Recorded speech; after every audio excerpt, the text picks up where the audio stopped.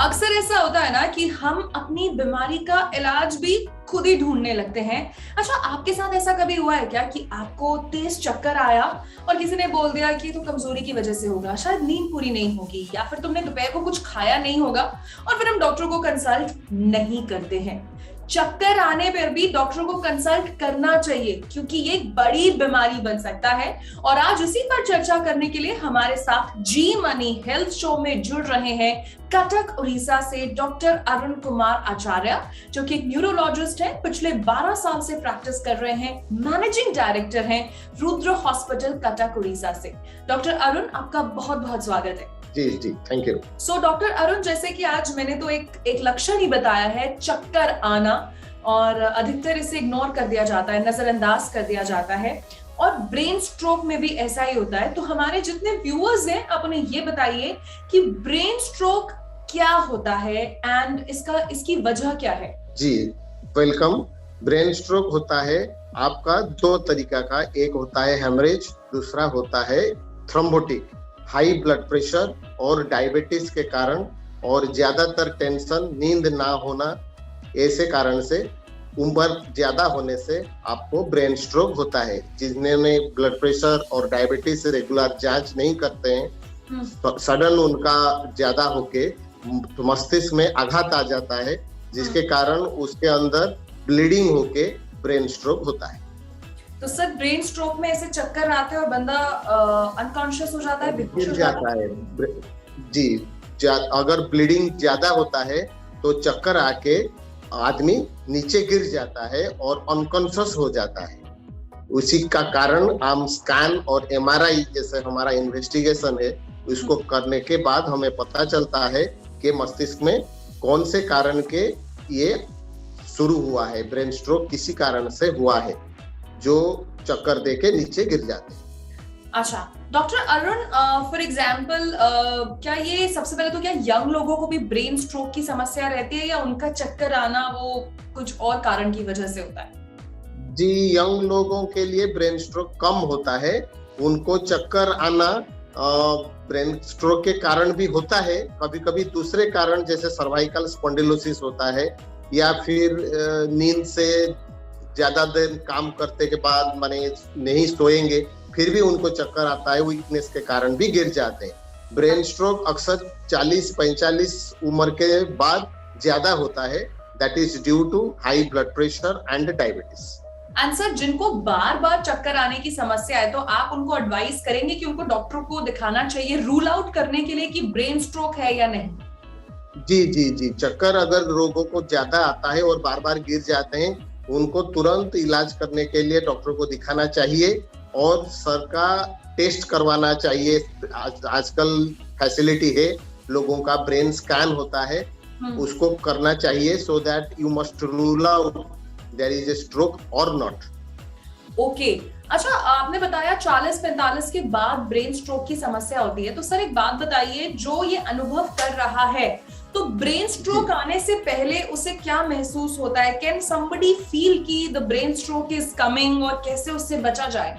जी, brain stroke आने से पहले उनको थोड़ा थोड़ा पता चलता है, जैसे चक्कर आना, सर दर्द होना, और एक साइड वीकनेस होना जैसे हेमिप्लेजिया, और बात करने से थोड़ा लड़खड़ा जाना, क्लियर वॉइस नहीं होगा।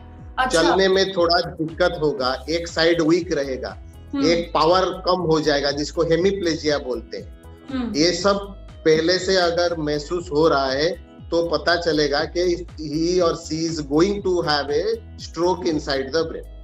ओके, सो डॉक्टर अरुण ने बड़े अच्छे से, बड़े विस्तार से हमें समझाया कि ये जो सारे रेड फ्लैग्स हैं, ये समझ लीजिए ब्रेन स्ट्रोक आने वाला है, उसी का लक्षण है, तो हमें सावधानी बरतनी चाहिए। अच्छा सर, जो ब्रेन स्ट्रोक अनुभव करता है उसको क्या महसूस होता है? ब्लैकआउट हो जाता है, दर्द होता है, या ऐसा क्या होता है? जी, जिसको ब्रेन स्ट्रोक आने का होता है वो महसूस करे, दो तरीका का होता है, एक सीरियसनेस और एक माइल्ड स्ट्रोक। जो सीरियस होता है वो चक्कर आके अनकॉन्शियस होके नीचे गिर जाएगा, तुरंत अनकॉन्शियस हो जाएगा, उसको माने कुछ पता ही नहीं चलेगा, गिर जाएगा। अच्छा। और जैसे सपोज आप बाथरूम गए हैं, आप सो के उठे हैं तो हठात आप उठ नहीं पाएंगे, आप बात भी नहीं कर पाएंगे, अनकॉन्शियस हो जाएंगे। ये होता है सीरियस ब्रेन स्ट्रोक। और कभी कभी होता है कि आप तुरंत उठ गए और उठने से आपका एक साइड चल नहीं पा रहा है, माने वीकनेस हो गया है, तभी पता चलेगा ये माइल्ड स्ट्रोक हुआ है, जो दवाई से रिकवर हो जाएगा। लेकिन जो सीरियस अनकॉन्शियस हुआ है वो हॉस्पिटलाइज्ड होना चाहिए, और कभी कभी इसका सर्जरी भी होता है। जो ब्लीड मस्तिष्क में जम गया है उसको डिकम्प्रेस करके निकालना चाहिए, नहीं तो वो ज्यादा बढ़ जाएगा और पेशेंट का भी घातक हो सकता है। ओके, तो सर आपने हमें ब्रेन स्ट्रोक के टाइप्स भी बताए और क्या क्या पेशेंट अनुभव करता है। एक और चीज हम जानना चाहते हैं कि क्या स्ट्रेस, तनाव, टेंशन भी ब्रेन स्ट्रोक को बढ़ावा देती है? यस, तनाव और टेंशन ये ब्रेन स्ट्रोक को ज्यादा बढ़ावा देता है। कभी कभी ब्लड प्रेशर और डायबिटीज ना होने से भी यंग एज में भी आपका ब्रेन स्ट्रोक होता है, इंट्रासेरेब्रल हेमरेज होता है, ICH, वो यंग एज में होता है। जो लोग ज्यादातर टेंशन और ज्यादा परेशान में रहते हैं, ज्यादा सोचते हैं, वो लोगों को यंग एज में इंट्रासेरेब्रल हेमरेज होता है, ब्रेन स्ट्रोक होता है, जो बहुत ही फाटल होता है। सर एक और चीज जो मैंने पढ़ी वो है साइलेंट स्ट्रोक। तो ये साइलेंट स्ट्रोक क्या होता है? जी, साइलेंट स्ट्रोक मतलब आपको पता नहीं है that you are not having a diabetes और हाइपरटेंसिव पेशेंट, आपका ब्लड प्रेशर, डायबिटीज नहीं है, आपका कोई बीमारी नहीं है, आप हार्ट डिजीज नहीं है, आप फिर भी तुरंत आपको किसी ना किसी कारण से आपका एक साइड वीकनेस हो गया, आप चक्कर आके गिर गए, जो आपको पहले से कभी पता ही नहीं था। इसको साइलेंट स्ट्रोक बोलते हैं। मतलब ये आपको बता के नहीं आया। कभी कभी पेशेंट का ब्लड प्रेशर, डायबिटीज पहले से मालूम है, उनको भी मालूम है कि वो दवाई खा रहे हैं, लेकिन कभी कभी दवाई बंद करने से उनको हो जाता है that they already know that they are having the disease. But कभी कभी पेशेंट लोगों को पता ही नहीं था कि उनको डायबिटीज नहीं है, ब्लड प्रेशर नहीं है, कोई तनाव नहीं है, फिर भी उनको चक्कर आके गिर जाते हैं और तुरंत स्कैन करने से पता चलता है ब्रेन स्ट्रोक हुआ है। This is called silent stroke. कभी पता ही नहीं चलता लेकिन तुरंत हो जाता है। ओके, अच्छा, तो डॉक्टर ने बड़े अच्छे से हमें समझाया कि साइलेंट स्ट्रोक क्या होता है। अच्छा सर, मिनी स्ट्रोक के आप कोई भी हमें 5 वार्निंग साइंस बता सकते हैं ताकि हमारे व्यूअर्स को भी ये पता चले, जागरूकता आए उनमें? जी, पहले तो ये है, आप 40 उम्र के बाद you must have a regular checkup of your health. That आजकल तो सभी जगह होता है, सभी स्टेट में होता है। रेगुलर जांच जो बेसिक डायग्नोस्टिक है उसको जांच करवाना चाहिए, जैसे ब्लड प्रेशर, जैसे blood sugar level, cholesterol level, ये सब लेवल आप खुद कोई भी परेशान ना होते हुए भी आप किसी भी डायग्नोस्टिक सेंटर जाके ये सब जांच करवा लीजिए, साल या 2 साल में एक बार, सो दैट आपका अगर कोई भी डिजीज हो रहा है शुरू, तो आप उसको कंट्रोल कर सकते हैं। अच्छा। दूसरा चीज, बहुत सारे टेंशन, बहुत सारे परेशानी और तनाव, ये सब से आप थोड़ा दूर रहेंगे तो अच्छा रहेगा। लेकिन आजकल के दुनिया में तो परेशानी लगता रहेगा, ये तो कम नहीं होगा।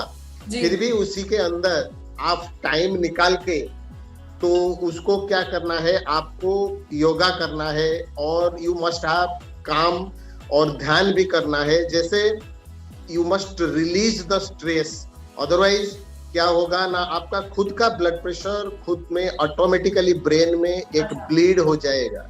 ये स्ट्रोक क्या होता है ना, अंदर हमारा ब्लड वेसल फट जाना, इसको बोलते हैं ब्रेन स्ट्रोक। जैसे ब्लीडिंग हो जाए ब्रेन में तो स्ट्रोक हो गया। तो ये because of high pressure, blood pressure में से प्रेशर होता है। दूसरा, आपका कुछ प्रेशर चीज आप अगर सोचते हैं, आप ज्यादा प्रेशर लेके उसको देखते हैं तो अंदर भी ब्लीड हो जाएगा।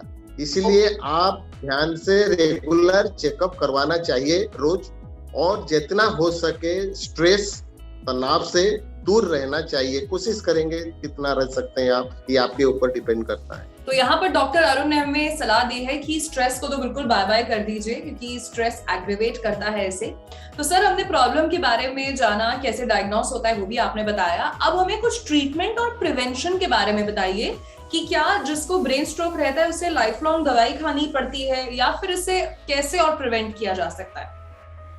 जी, अगर ब्रेन स्ट्रोक तो दो तरीके के होता है, एक सीरियस और एक मिनी स्ट्रोक जिसको बोलते हैं।